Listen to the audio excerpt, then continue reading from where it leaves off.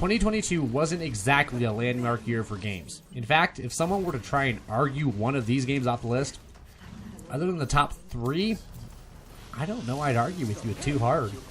As always, I had to beat the game for it to qualify, and I always go from December to November for a timeline. Otherwise, I don't think December games get a fair shake.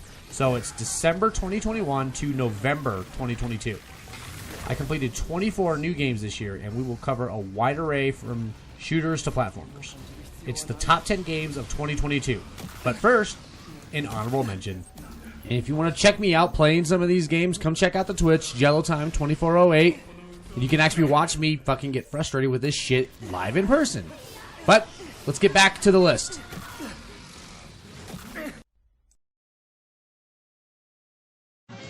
Okay, here's my bold statement. If this wasn't a DLC, it had a great shot at being my favorite thing I played all year. The new character, Miss Chalice, completely changed the mechanics and design of Cuphead.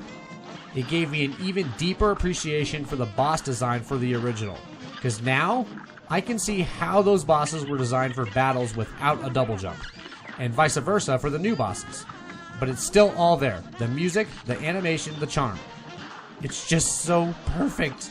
I'm not sure if you can tell, but I kinda like Cuphead. I can't believe I'm saying Vampire Survivors is a top 10 game. Wow. It's not much more than a mobile game. A fucking mobile game! But it's undeniable. The shit was addicting as hell. There was something just so satisfying about breaking the game and literally not being able to be killed. Just plowing through the undead like, well, like something. It was both goofy and simple-minded. I didn't have to focus and I could just let my mind go. A fucking mobile game. There are a lot of Zelda lookalikes out there, and at first glance, Tunic may just seem like any other. But this fox has some unique tricks. One of which was combining Zelda with the Souls formula. But that's not really what made Tunic special. In fact, there's only one reason I moved this into the top 10.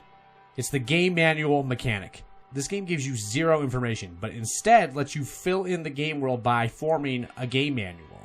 You will fill in the game manual through game progression and collectibles, and this is how you know what to do and where to go next. I'm really not doing this justice because it's a really fucking cool idea.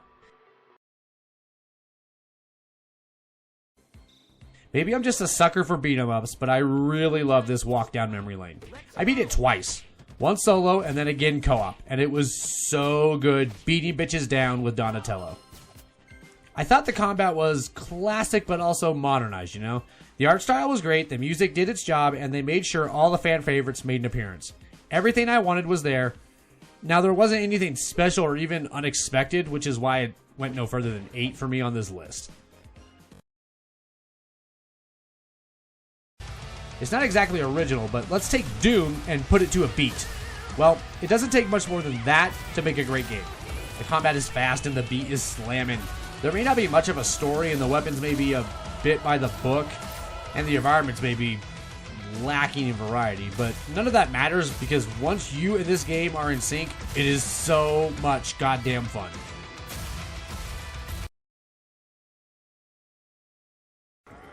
I've been transported back to 2013 and I love it. This game is so old in so many ways. Map layout, game pacing, story, cutscene direction, collectibles. But none of that matters because the combat is so fucking fun. It's so satisfying pulverizing whole hordes of vampires, ripping through torsos with a gauntlet, smashing heads like grapes. All the upgrades work great together, and who wouldn't want to be a cowboy killing vampires and werewolves? It's just a good fucking time.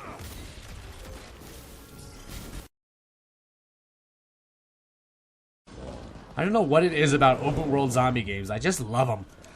If you didn't like the original though, you're barking up the wrong tree here. The sequel really focused on the parkour, which I found to be a plus, but there are a lot of changes to be made here.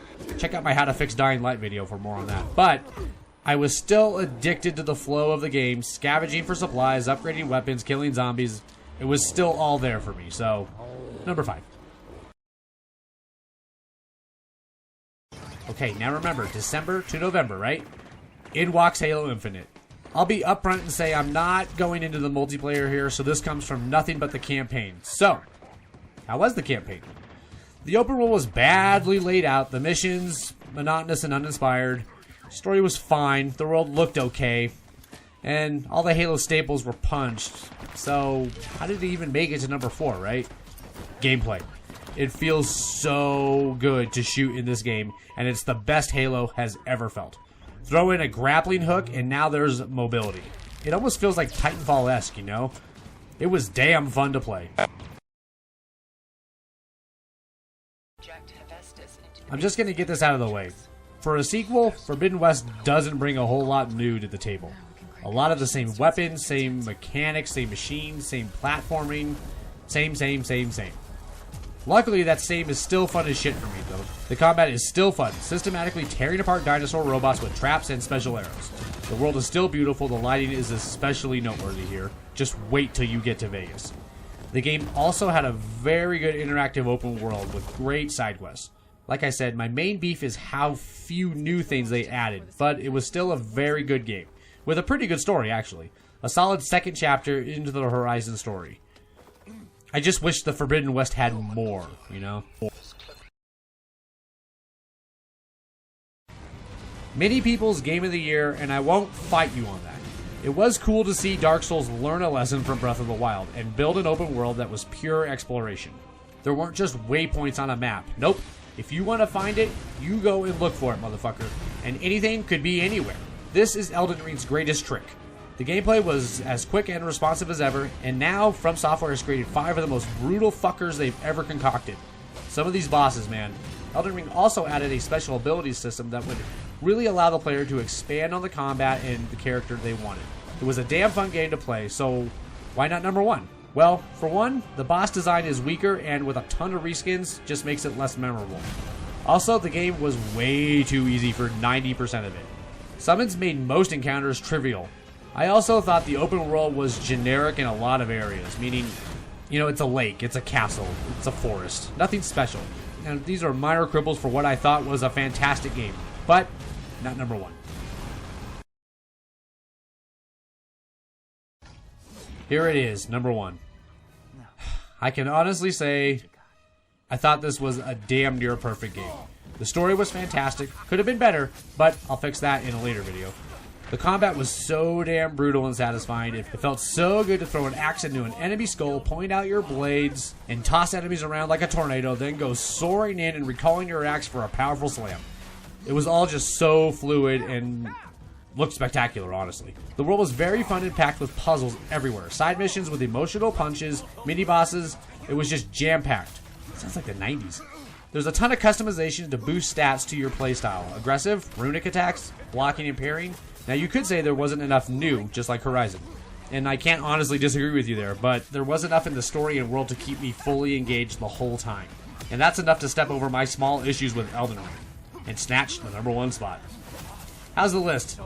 It wasn't an amazing year for games, but we had some really good games, and the top of the list are some good game changers for both open worlds and story. So, let's see where 2023 goes, huh?